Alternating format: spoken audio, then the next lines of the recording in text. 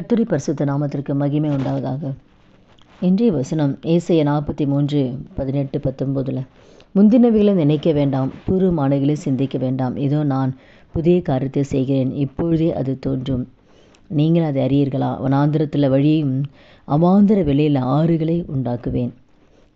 அந்த வார்த்தை கேட்குற ஒவ்வொருத்தர் வாழ்க்கையிலையும் இதுவரை நீங்கள் நடந்த ஒவ்வொரு பாதையும் அது கண்ணீரின் வாழ்க்கையாக இருக்கலாம், அவமானத்தின் வாழ்க்கையாக இருக்கலாம், நிந்தைகள், பாடுகள், ஒவ்வொருத்தர்கள் மத்தியில் நீங்கள் கடந்து வந்திருக்கலாம். எங்கே பார்த்தாலும் தோல்விகள், ஏமாற்றங்கள், எங்கே பார்த்தாலும் அன்பு கிடையாது, எல்லா பக்கமே துன்பத்தின் பாதை நீங்கள் கடந்து வந்திருக்கலாம், தரித்திரத்தின் பாதையில் கடந்து வந்திருக்கலாம்.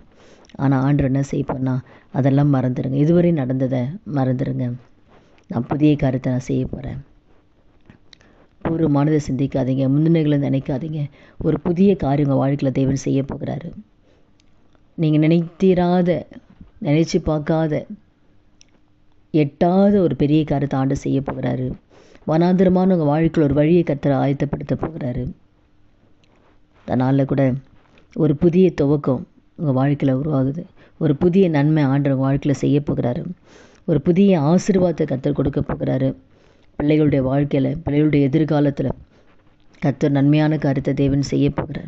திருமண காரியத்தில் ஒரு புதிய காரியம் தேவன் செய்ய போகிறார். ஆசீர்வாதம் இல்லாமல் தரித்திரத்தில் இருக்கிறீங்களா? ஆண்டவர் புதிய காரியத்தை தேவன் செய்ய போகிறார். ஆச்சரியமாய் கர்த்தர் உங்கள் வாழ்க்கையில் அற்புதங்களை கர்த்தர் செய்ய போகிறார். அதனால் உங்கள் கண்ணீரை கர்த்தர் களிப்பாய் மாற்றுவார். உங்கள் துக்கத்தை ஆண்டவர் சந்தோஷமாய் கர்த்தர் மாற்றுவார். வனாந்திரமான உங்கள் வாழ்க்கையில் ஒரு வழியை உண்டாக்க போகிறார். அவாந்திர வெளிகளை, ஆறுகளை உண்டாக்குகிற தேவன் உங்களோடு கூட தான் இருக்கார். உங்களை நேசிக்கிறாரு. சோர்ந்து போகாதீங்க. ஆகோருடைய வாழ்க்கையில் கூட எல்லாராலும் கைவிடப்பட்ட நிலை தான். ஆனால் வனாந்திரத்தில் வளைந்து திரியும் போது ஆண்டவர் அந்த வனாந்திரத்தில் ஒரு புதிய காரியத்தை ஆண்டவர் செய்கிறார்.